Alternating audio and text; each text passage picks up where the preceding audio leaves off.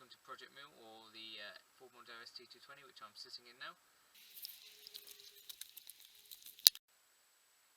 So how do I reckon the track day go? Well, as I'm in the track day car already, and it's already stripped out after doing the track day, I bloody well know how it goes.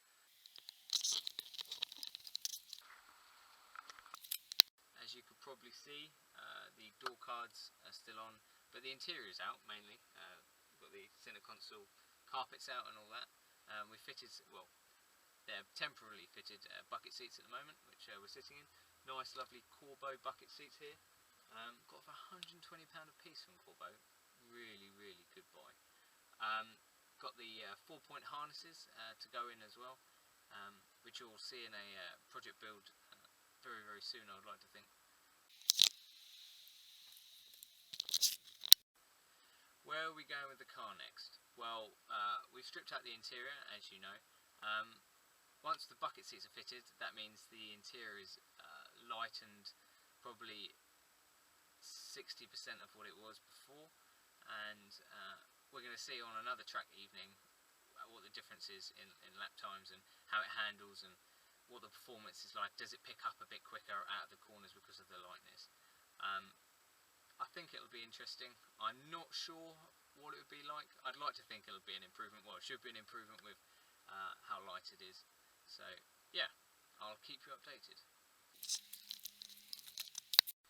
You can probably tell I'm not in the most comfortable position right now because I'm trying to keep myself steady, because I keep rocking on this bloody bucket seat. I'm going to fall off in a minute, and I obviously don't want you guys to see that. It's humiliating for me, not so much for you. Might be funny for you in fact, but not funny for me. So once the bucket seats are all fitted and the harnesses are in, we'll take for another track day at Brands Hatch track evening.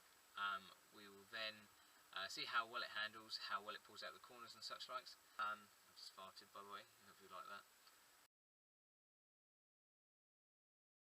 It'll be interesting to see where we go from there, but I've got ideas of changing brakes. I've got ideas of bigger brakes. I've heard Focus ST brakes are slightly bigger and work on the same hub, so that could be an option. Or we might just go for EBC or EPC brake performance pads, brake performance discs. I think they come in green, yellow and red, and I think we're going to use the yellow ones, which I think for fast road or track use. So yeah, that I think would be a good option. The other option is obviously the suspension. We'll see how it handles, but possibly need to do the suspension, might have to lower it slightly, and then we'll obviously, if we do lower it, then we might look at the options of coilovers, or we might look at options of having shocks and springs as well. Yeah, I think it's going pretty well. So we did a track day at Brands Hatch Indy Circuit. It was a track evening, not a track day. 2.5 hours. That's all we really needed, really, to test the Mondeo, because we didn't know how well it would handle, what it would be like, and whether the tyres and the brakes would hold up, really, because it's done 100,000 miles. I mean, we did give it a service before we went on the track, and I got the tracking, full tracking check and adjusted. So yeah, I mean, didn't know how well it was going to handle. Did the track evening. Weather was good, really. I mean, it was sunny all day and it got a bit cloudy as the evening went on. Couple of stoppages. Poor Mondeo ST220, about 10 minutes from the end, decided to total it into the barriers, and the whole of the offside was absolutely ruined. He was probably crying, inside at least. There was a kiddie that went out in a Corsa with a 2-litre red top. As he was going up Paddock Hill, it decided to spew all its oil and some internals over the track, so that obviously brought out a red flag and a stoppage. So had a bit of time to see how the car was coping, because luckily Adam had just come back in at this point, and the car was alright actually. The tyres held up really well, considering they're not track tyres, they're none of these Yokeys or Toyos. They're just middle of the range Prestivo tyre.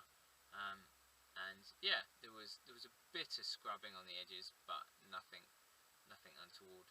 Brakes, they were smoking hot every time we come back from the track day. Wasn't great, but surprisingly no judder.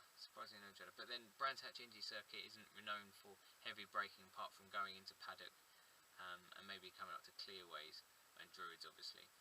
But even clearways is not really heavy braking, it's just light braking. Just probably steady the car really more than anything. So yeah, car was alright. Car was good, felt good, wasn't like a boat like I thought it would be, because obviously in a state you would think it wouldn't handle very well. Even I've obviously driven it quite fast, but obviously not really fast on the main roads.